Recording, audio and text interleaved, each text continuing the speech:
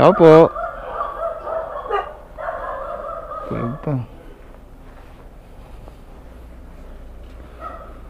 Diyan.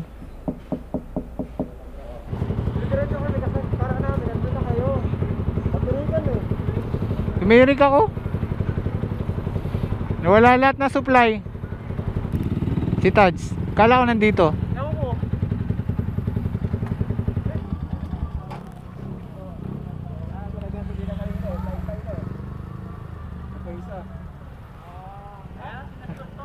Ayan o.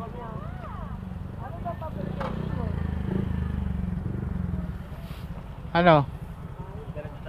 Oh.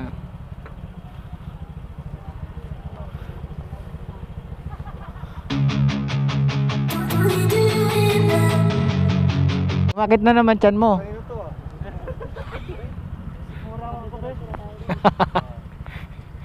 Di nakapasok, may LBM.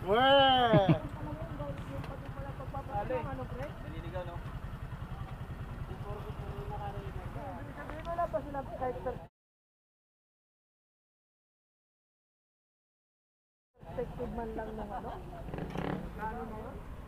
Huwag mo rin nakaka-work yun. Effective man lang ba? Mahal yan eh.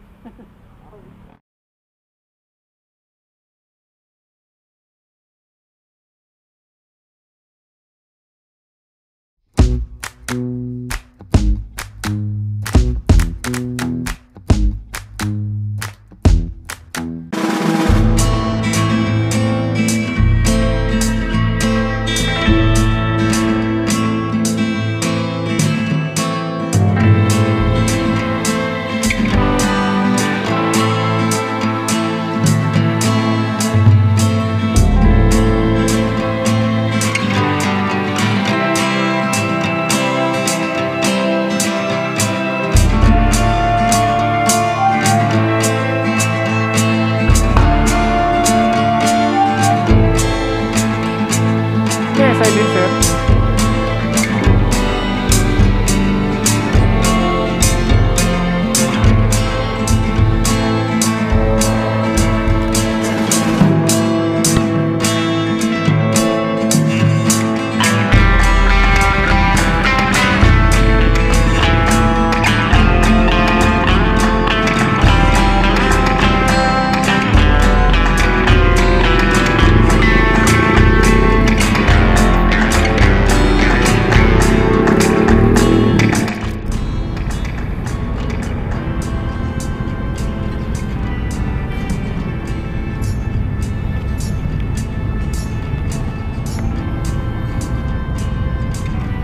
So, good morning mga kalat.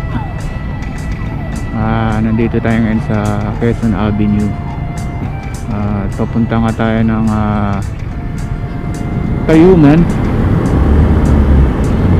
para kunin yung lapida. Yes, kukunin ko yung lapida para sa namin member na ayun, nauna nang pumanaw sa atin, so namahinga na at yun na nga, isa siya sa sabi nating active founding member at former secretary ng RCS. At yun nga, kasama ang palad nagkasakit siya sa kidney at hindi nga naagapan kasi stage 5 na, tapos nag-undergo siya ng dialysis, pero dahil sa hirap nga ng buhay at nataon pa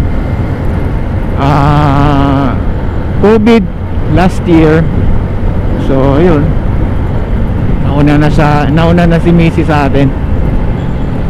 So kukunin natin ngayon yung kanyang lapida kasi yung mami niya, si Nanay Gloria, after a year, nag-request sa mga kaibigan ni Missy, kasi nga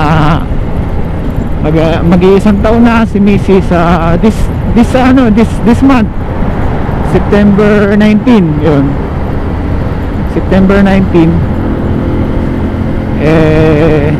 Gusto daw ni Nanay Gloria na kahit pa paano, bilang tribute dun sa anak niya, malagyan natin ng or mabigyan niya man lang ng magandang lapida yung kanyang anak na si Missy.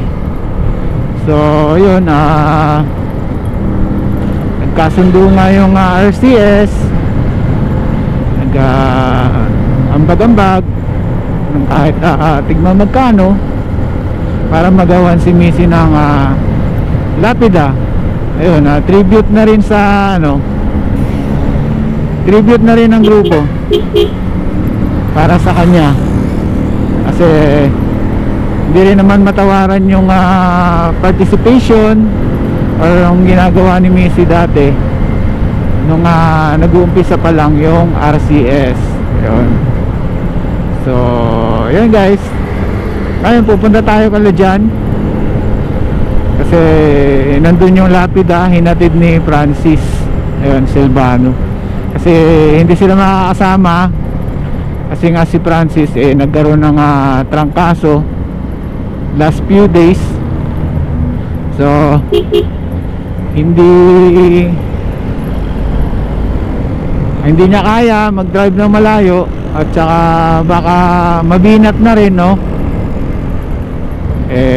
Yun, kailangan mo nang maka-recover, fully recovered muna para tuloy-tuloy na ulit na makapagtrabaho. So yun, gusto ko lang magpasalamat, no, una-una sa RCS, to all members, dahil sa participation nila sa pag-ambag para maisakatuparan yung kahilingan ni Nanay Gloria na mabigyan man lang ng magandang lapida ang kanyang unika iha. Yun, sa kasawing palad nga, nauna na. So yun, at gusto ko rin magpasalamat kay Francis, kasi siya yung talagang pinaglaanan niya ng oras na mapa-engrave yung lapida. Yun, tapos ayun, kahit na mayroon siyang sakit, kakagaling-galing niya pa lang, although hindi pa naman siya totally okay, para makatulong na rin sa akin, kasi ang usapan sana namin kahapon is ako yung kukuha sa bahay nila, kahit gabi na pupuntahan ko. Kaya lang nag-overtime tayo kagabi, overtime na walang bayad. At ayun na nga, alas 4 na tayo nakagarahe, at ilang oras lang yung tulog natin. Pagdating ng alas 5:30, gising na tayo, gumayak. Ayun. At syempre gusto ko rin pasalamatan, no, si Brian J. Ayun, kasi dahil sa dinonate niyang granite, na less yung cost ng expenses natin, or yung pag-aambagan ng grupo. So malaking bagay na meron silang granite. So ayun, thank you so much Brian J. Mateo. isa sa mga marshals ng RCS. Yun, thank you so much. At talagang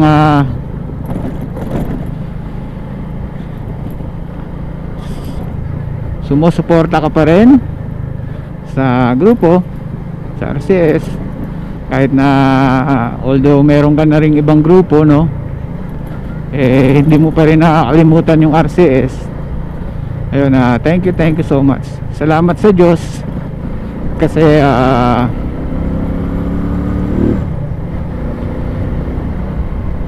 binigyan ni God, binigyan ng Diyos Ama ang RCS ng isang kagaya mo na miyembro. Yun.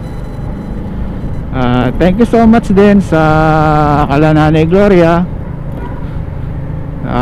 kasi dahil sa kahilingan niya, nagkaroon tayo ng pagkakataon na gumawa ng mabuti sa kapwa.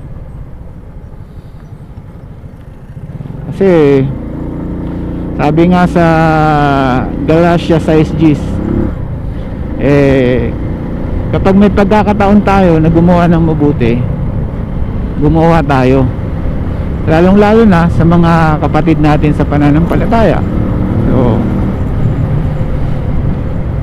we believe that we are all Christians. So ang bawat Kristiyano ay inuutusan ng Panginoong Hesukristo at ng Diyos Ama na magtinginan sa isa't isa at magtulungan, di ba?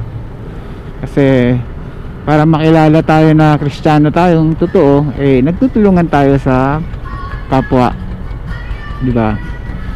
At yun na nga, ang dapat nating hinahangad sa kapwa natin ay yung kabutihan na mababasa rin sa unang Korinto 10:24.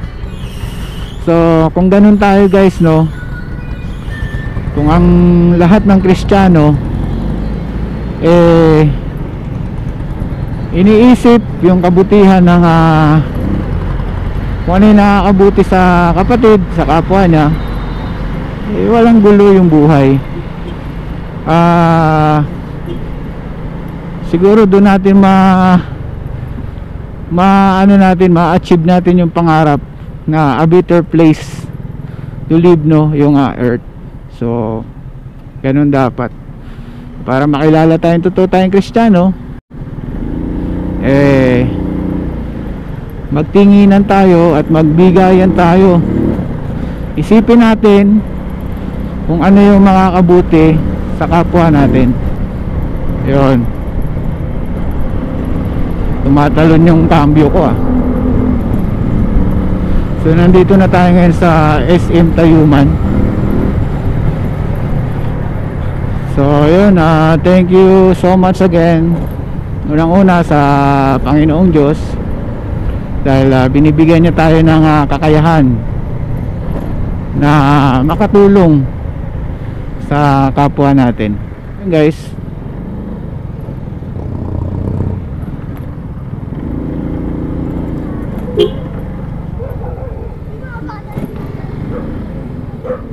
Sarado ba?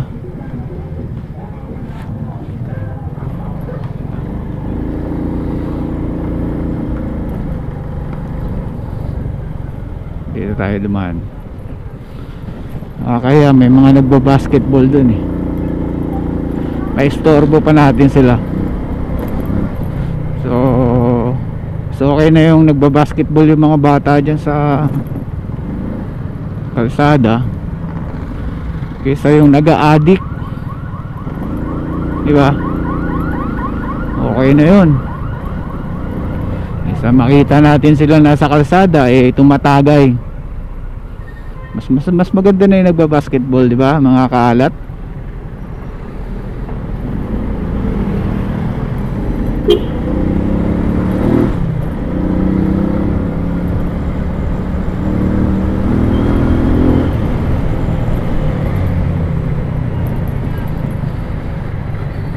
So nandito na tayo sa Tayuman, Metro Manila. Sana nandyan sila dyan. Kasi alam ko aalis sila eh. Magpapagamot sila ron sa aso nila, sa alaga nilang sa mahal nilang alagang doggy. Sana nandyan pa. So ayun guys, balikan ko kayo mamaya pagka papunta na tayo sa Cavite.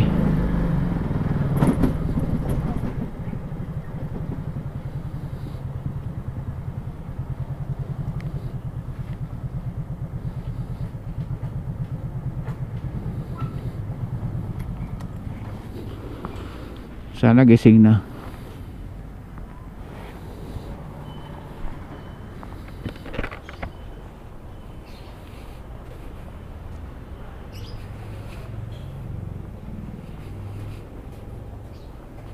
Wala yatang tao ah.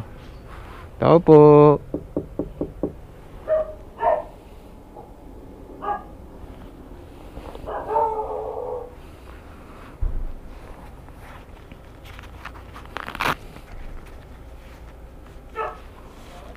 Tao po.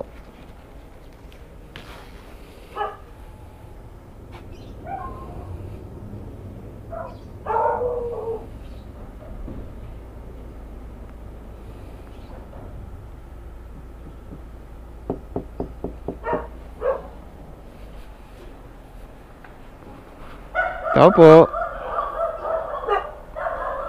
Tulog pa. Diyan.